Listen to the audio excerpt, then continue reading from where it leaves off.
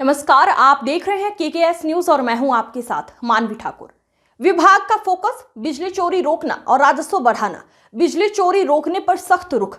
मुख्य अभियंता शेखर चंद्र त्रिपाठी ने अधिकारियों को बिजली चोरी रोकने और बिजली बिल वसूली में किसी भी तरह की लापरवाही न करने के सख्त निर्देश दिए हैं। उन्होंने कहा, विभाग ने बिजली चोरी रोकने के लिए विशेष रणनीति बनाई है और इसे बर्दाश्त नहीं किया जाएगा। बिल वसूली पर भी जोर। वे बिजली चोरी के अलावा बिल वसूली को भी प्राथमिकता बता रहे हैं तथा बकाया राशि वसूलने के लिए अधिकारी स्तर पर भी सख्ती दिखाने को कहा है। स्मार्ट मीटर पर विभाग की सोच। स्मार्ट मीटर के लाभ। शेखर चंद्र त्रिपाठी और विभागीय अधिकारियों के मुताबिक स्मार्ट मीटर उपभोक्ताओं के लिए फायदेमंद है। इससे उपभोक्ता अपनी बिजली खपत को मोबाइल ऐप पर देख सकते हैं, जिससे वे बचत भी कर सकते हैं। इसके अलावा डाटा मिलने से नेटवर्क में लोड मैनेजमेंट बेहतर होता है। गलत धारणाओं को दूर करना। त्रिपाठी ने स्मार्ट मीटर की विश्वसनीयता। स्मार्ट मीटर से विभाग को उपभोग डेटा रियल टाइम मिलता है, जिससे बिजली चोरी का पता चलना कठिन हो जाता है और नाप जोखिम अधिक पारदर्शी होता है। स्मार्ट मीटर के फीचर्स और विभाग का उद्देश्य। स्मार्ट मीटर के कुछ प्रमुख लाभ जो विभाग द्वारा बताए गए हैं। यूपीसीएल ऊर्जा सचिव के बयान के आधार पर उपभोग डेटा मोबाइल ऐप पर उपलब्ध।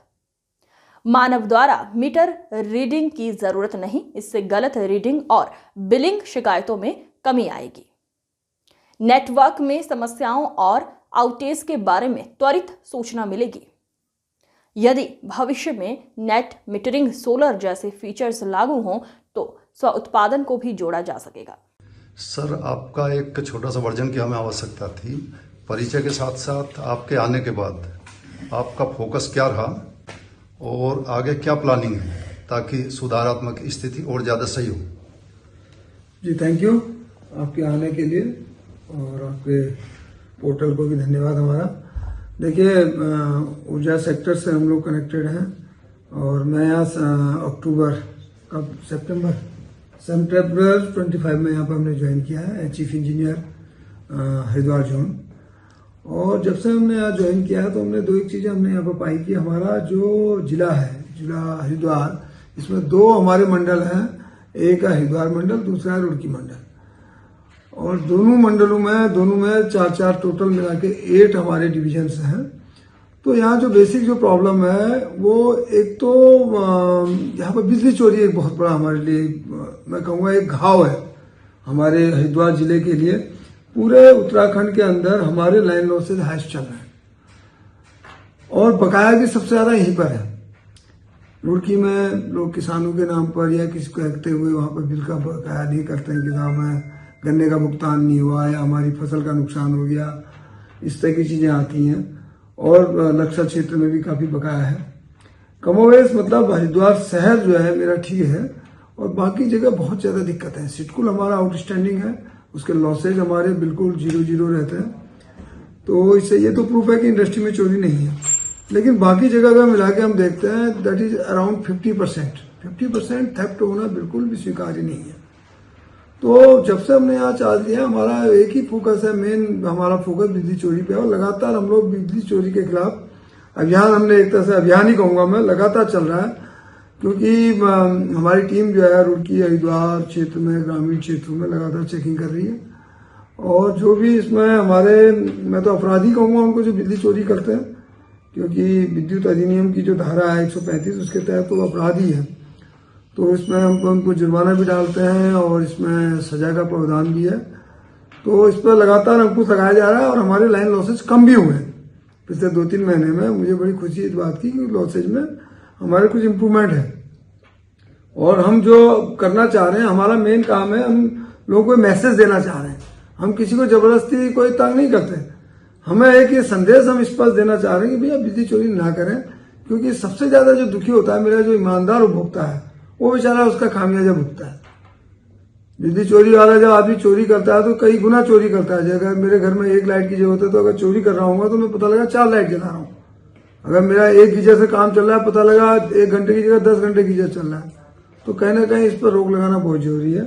इसमें हमें पुलिस प्रशासन का भी काफी सहयोग मिल रहा है। हमारी बिजनेस टीम देहरादून से आती है, वो भी इसमें हमारा योगदान सहयोग रहता है, लगे हैं। और बाकी दूसरा जो है बकाया वसूली, बकाया भी बहुत ज्यादा है यहाँ पर हमारा।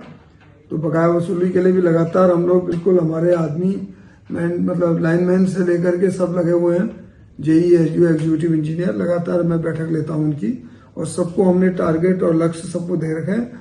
और इसमें जो भी मेरा कर्मचारी अगर फेल होगा, वसूली नहीं करेगा, उसको उसका दंड मिलेगा, ये हमने स्पष्ट कह दिया है। राजस्व वसूली में कोई भी शिथिलता बर्दाश्त नहीं है, क्योंकि बिजली विभाग की जो है स्थिति बड़ी खराब है फाइनेंशियली, क्योंकि हमें हर दिन जो है बिजली खरीद के देनी पड़ती है।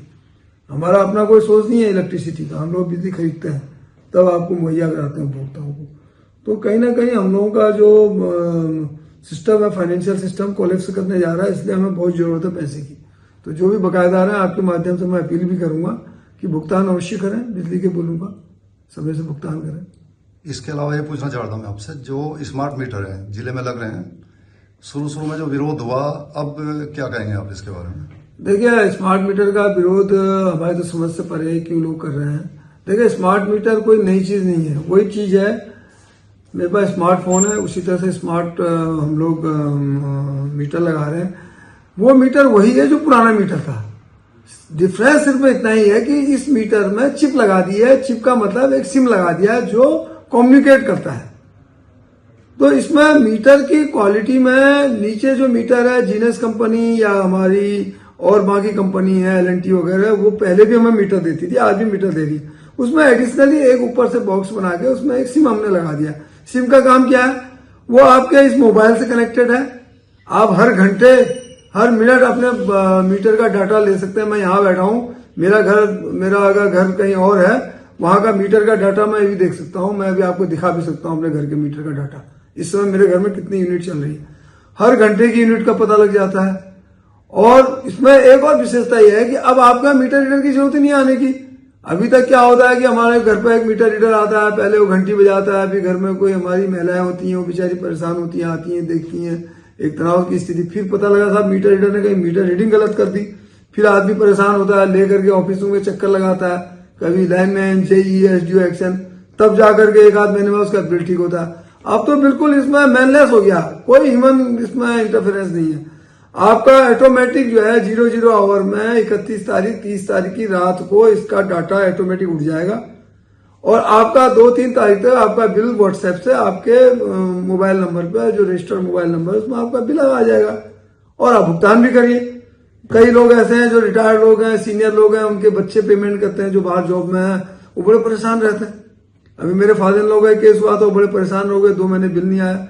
जैसे अगले दिन उनका जब मुझे पता लगा उनका स्मार्ट मीटर लगवाया, उनको बिल मिल गया इस महीने, बिल्कुल खुशी खुशी उन्होंने पेमेंट भी कर दिया, अपने बेटे को भेजा बिल। तो जैसे किराएदार और मकान मालिक के डिस्प्यूट हो जाते हैं, तो बहुत ही आसान चीज है। मकान मालिक अपना हर समय देख सकता है कि आज मेरा इस महीने का बिल जमा हुआ कि नहीं हुआ। तो ये तो आपके कंट्रोल में है, यही इसकी स्मार्टनेस है। आप डाटा देंगे, आपके घर की लाइट चलेगी, ऑफिस में बैठे हो, आपने अचानक अपना ऐप खोला, अरे यार मेरे इसमें तो आई नहीं बिजली, मेरे तो 2 बजे से बिजली बंद है, आप देख करके जो है कंप्लेंट कर देंगे अपनी 1912 पे। तो बहुत फैसिलिटी है इसमें। तो लोग ये कंफ्यूजन में है कि स्मार्ट मीटर साहब बहुत गलत है या तेज चल रहा है। बिल्कुल नहीं, मैं गारंटी देता हूं, मैं तो चैलेंज करता हूं, कोई प्रूफ कर दे मीटर तेज चल रहा है। हमारे पास पूरी एक्वा चेक है, मशीनें हैं, हम उससे चेक करवा देंगे। तो हमारे पास जो हमारी लैब है, लैब में आप चेक करवा लीजिए, जो स्टैंडर्ड लैब है आप करा लीजिए, कोई दिक्कत नहीं। इसके अलावा कुंभ के समय में कोई जो अंडरग्राउंड लाइन बच गई थी आपकी कुछ क्षेत्र, वो है योजना में?